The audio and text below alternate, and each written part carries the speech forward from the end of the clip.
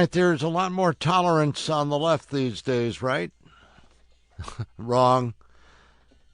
You remember our friend Stacy Washington, right? When things are going on in St. Louis, we're able to count on Stacy, who's a talk show host, Stacy on the right.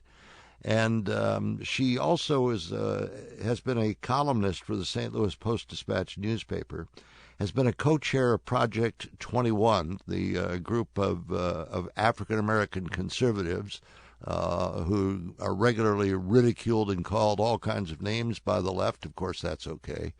You can do that if you're on the left. But Stacy wrote a column recently about the NRA, and she has been fired as a result of that column because she apparently had some past affiliation, which I'm sure included the payment of millions of dollars, right, Stacy? Well, that's not quite what happened. They suspended my column, and I terminated the contract because they didn't have a legitimate reason for suspending my column. They suspended it, so they didn't just outright fire you from it. No, they suspended the column per review by the editor and the publisher of the paper. Okay, and just for the record, I was kidding about making millions of dollars. You weren't paid a nickel by the NRA, were you? No, I haven't actually been paid by the NRA. So I'm a member, so I've paid them before, and they have actually covered my expenses to participate in a documentary, but no honorarium was given, so I wasn't paid for the appearance. They just flew me out, interviewed me, flew me back home. So, there's a huge difference between that and actually being compensated for your time. And I've filled in for NRA News, Cam and Company. I've been on Stitchfield and Coleon Noir, and I've had a really good time just advancing the cause of freedom and the Second Amendment on my own dime for my own purposes.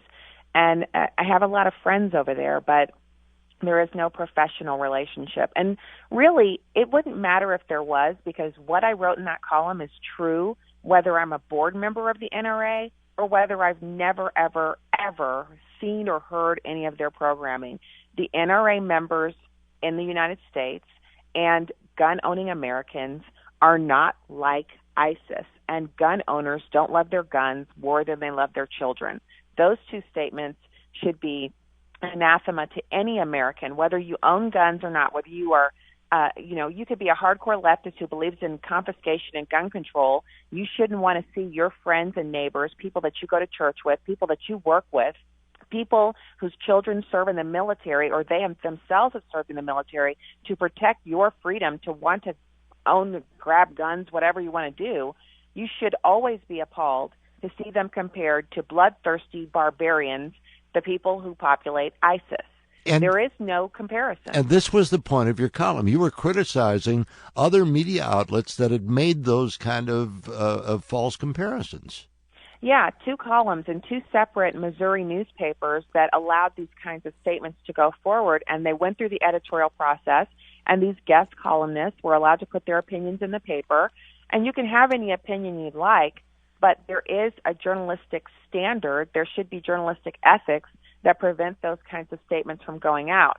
Now, those same journalistic ethical standards, they accuse me of violating. They accuse me of hiding my affiliation with the NRA, and I've hidden nothing. Every bio that I have, my Twitter bio, it also says NRA member. I use the hashtag 2A. I was a marksman when I was on active duty in the Air Force. I'm proud of that. I'm a decorated military veteran. I'm married to a veteran. I'm a 4th-generation military veteran. So obviously, and as a child, my dad would toss his service revolver on the dining room table, and my mom would start yelling, "That's my beautiful dining room table, and you're going to scratch it." And then he'd have to pick that in his wallet up and move it to some other place. I grew up with firearms as a part of my everyday existence because my dad was in the military, and he was a policeman. And so I don't have any reason to hide it. And Frank, let me be clear. If the NRA makes me an offer, I'll change all of my bios so that whatever they hire me to do is in the first line. I would never be ashamed of an affiliation with them, professional or otherwise, and I wouldn't hide it. There's no reason for me to. So, I'm out there. There's no one who knows of my existence who doesn't know that I'm a gun-clinging Jesus freak who loves the Bible, memorizes Scripture, kids in Christian school, these are the things that are a part of my everyday persona.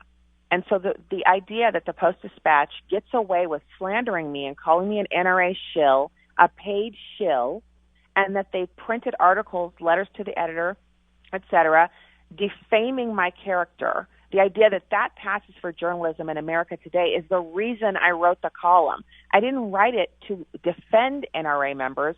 I wrote it to call out the lack of journalistic standards that it is considered regular newspaper media. And look at the circulation numbers. Look at the subscribers. Everyone's diving away from these leftist newspapers in droves. They're canceling their subscriptions. The Internet is rising up and absorbing all of these eyeballs and all of their attendant dollars because print journalism is dying because they're on the left. So if they want to be neutral, if they want to have some introspection about what they do, that's what I was asking for. And in response to that, I'm suspended. So, I took some time to think that through. I looked at the reasons for the suspension that were given. I defended myself via email to the editor.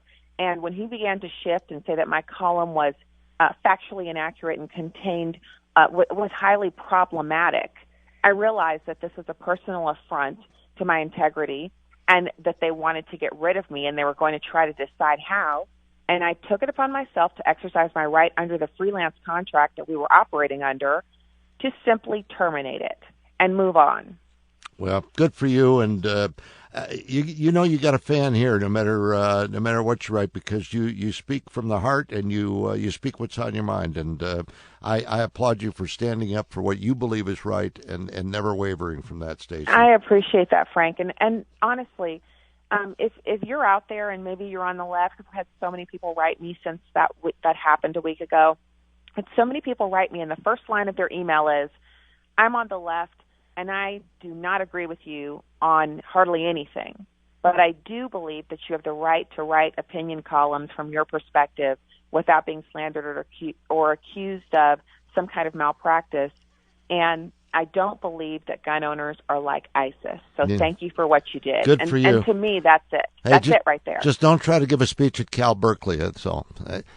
Thanks, Stacy. Thank you, Frank. Take care. Stacy Washington.